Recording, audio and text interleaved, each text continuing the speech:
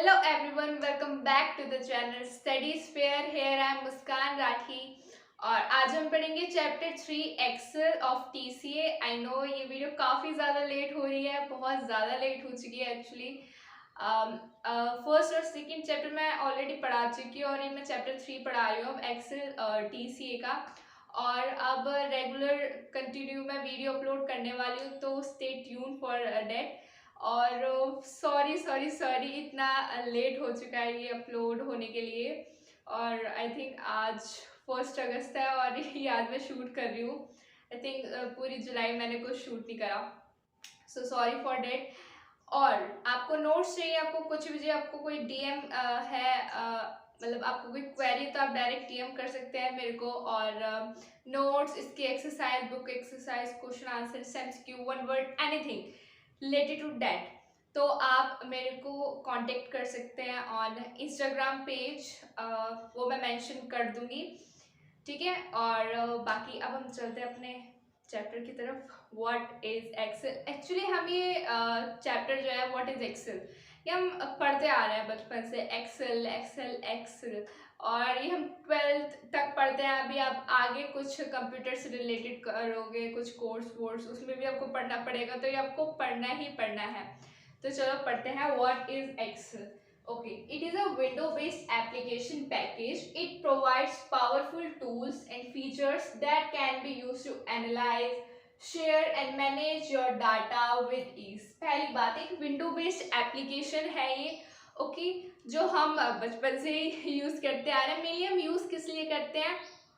अपना data secure करने के लिए, एनालाइज करने के लिए और कैलकुलेशन के लिए हम इसे यूज़ करते हैं, ठीक है। और इसमें सबसे अच्छी बात क्या होती है कि इसमें हम अपना डाटा ना इजीली एनालाइज कर सकते हैं, ठीक है। तो ये मेनली बना ही हमारा इसीलिए है कि हम अपना डाटा जो एनालाइज कर सके, शेयर कर सके, मैनेज कर सके अपने डाटा को, ओके। देन ये कुछ कीवर्ड्स होते हैं इसमें, लाइक रो, कॉलम, सेल, वर्कबुक, वर्कशीट। ये आपको याद करने बहुत ज़रूरी है, इंपॉर्टेंट, बहुत बहुत ज़्यादा इंपॉर्टेंट होते हैं। ये कीवर्ड्स हम याद ही नहीं रखते और ये वन वर्ड में या फिर ट्रू मार्क्स में भी पूछ लिए जाते हैं, ये पूछे ही जाते हैं mainly. What is row, what is column and what is cell, what is worksheet, what is a work of workbook in excel, ये सब चीज़ें पूछी जाती हैं।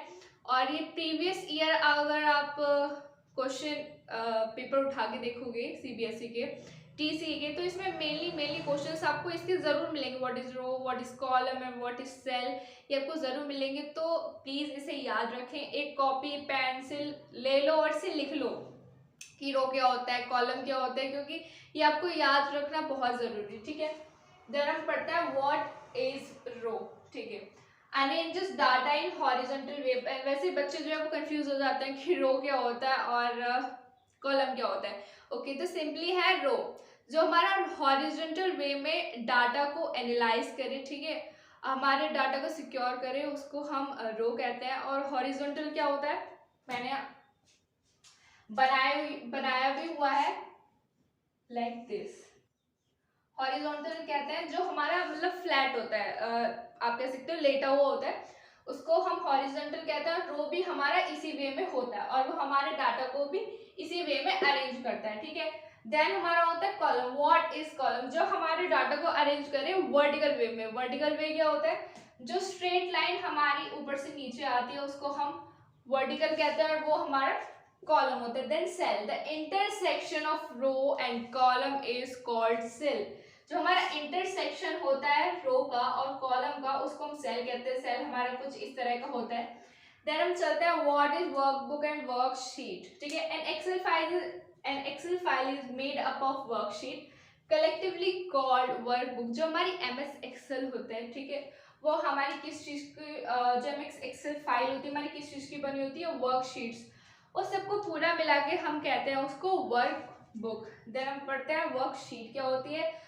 Worksheets are paged within a workbook. Workbook के अंदर जो पेजेस होता है, हमारी जो शीट होती है, उनको हम क्या कहते हैं, वर्कशीट। और वो डाटा उसमें कंटेन भी हो सकता है, लाइक उसमें डाटा हो भी सकता है और वो ब्लैंक भी हो सकती है, ठीक है। Each worksheet can contain horizontal row and vertical column. हमारी जो शीट होती है, हमारी शीट होती कैसी है, लाइक दिस, इस तरह की हमारी वर्कशीट होती है। इसमें हमारे रो भी होते हैं, हमारे कॉलम भी होते हैं।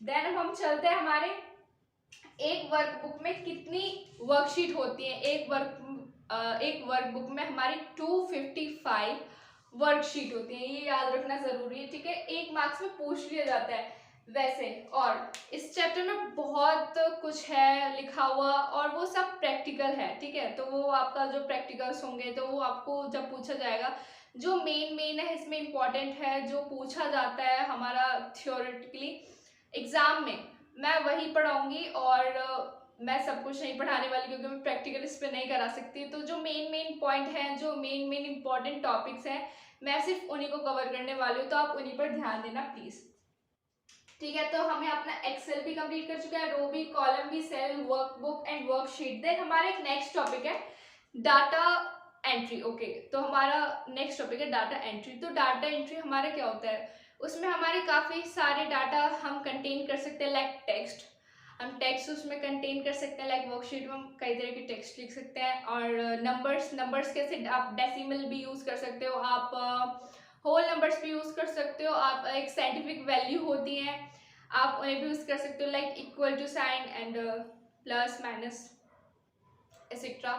और आप डेट एंड टाइम भी उसमें कंटेन कर सकते हो, ठीक है। तो इसको हम कहते हैं डाटा एंट्री। तो आई थिंक ये आधा चैप्टर कहीं ना कहीं इसमें कंप्लीट हो चुका है। इसमें कुछ भी इतना बड़ा कुछ इशू नहीं है। ये बच्चों को लगता है कि MS एक्सेल कितना बड़ा चैप्टर है, ये है नहीं। आप नोट्स बनाओगे छोटा छोटा, आप पढ़ोगे उसको, तो जो भी छोटा छोटा कीवर्ड होगा, लाइक इसमें भी ऑटो फिल आएगा, व्हाट इज फॉर्मूला। हाँ, एक इम्पॉर्टेंट बात, और हमारे एक्सेल में सबसे इम्पॉर्टेंट चीज़ क्या होती है, फॉर्मूला। हम फॉर्मूला जब डालते हैं अपने सेल में, देन उसके बाद हमारा जो डाटा है वो कैलकुलेट होकर आता है।